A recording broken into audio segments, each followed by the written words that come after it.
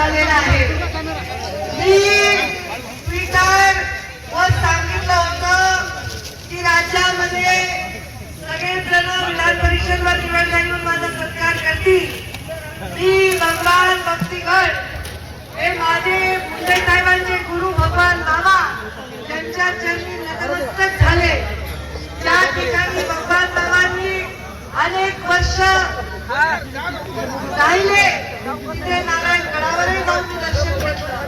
छत्रपती शिवरायांच्या पुतळ्याच्या बीडमध्ये वंदन करून गोपीनाथ गडावर नतमस्तक होऊन या शिवाजी चौक ऐतिहासिक शिवाजी चौक आहे त्याच्यामध्ये 2 मोठ्या रॅल्या व्हायच्या.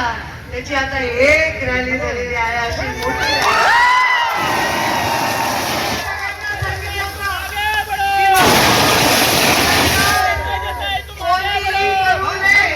हा दिवस फक्त भाजपवाल्यांसाठी होता, राष्ट्रवादीवाल्यांसाठी होता.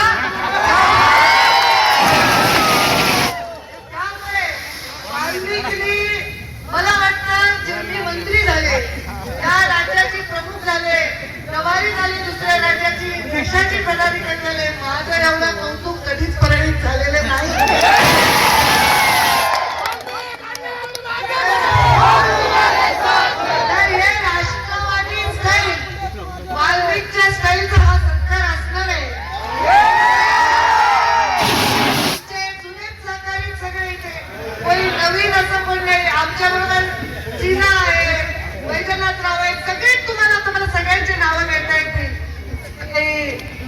निघाले वॉर्निंग दिल्यामुळे माझ्या नाकातल्या लोकांनी काही फुलं हार आणले नाही, पण तुम्ही माझ्या नाकात नाही ते कारण नाही. त्यामुळे तुम्ही माझा सत्कार एवढा केल्यावर मला आत्ता वाटते की आमदार झाल्यासारखं वाटत. माझा मला आनंद वाटला. या शिवाजी चौकामध्ये माझं घर आहे आणि या घराच्या दारात जिथे मी लहानाची मोठी झाली वागडले तेव्हा वागडल्यावर आम्हाला अंगा खांद्यावर खेळवले वाजले छोटे छोटे माझ्यापेक्षा मित्र नाही. तर आम्ही सगळे एकत्र वाढलो. पक्षाचे 2 तुकडे झाल्यानंतर एक वेगळ्याच संघर्षाला आपण सामोरं गेलो वर्षानुवर्ष. पण आज मला वाटतं धनुभाऊंना तब्येत त्यांची बरी नसल्यामुळे ते इथे नाही, तर ती कमी काही कोणी इथे भासू दिली नाही. फार मोठा तुम्ही इथे माझं स्वागत केलं.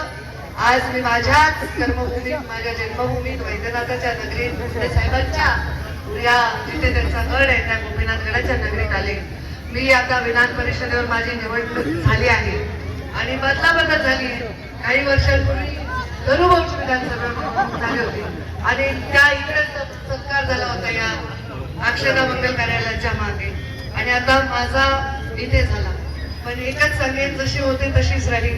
जसं काम करत होते तुमचं तसंच करेल. माझ्या जीवनाच्या शेवटच्या श्वासापर्यंत तुमची मी सेवा सदैव करत राहील आणि कधीही परळीकरांना आणि परळीतील या सर्व लोकांना अंतर देणार नाही. हक्काने तुम्ही माझ्याकडे या. तसं तुमचं माझ्यापर्यंत काही काम पडेल असं दिसत नाही आता मला. मी थोडी निवांतच राहते.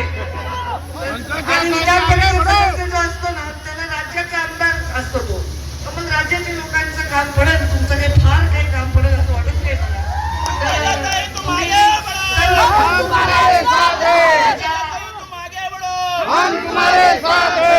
पाठीशी तुमच्या आशीर्वादाचं बळ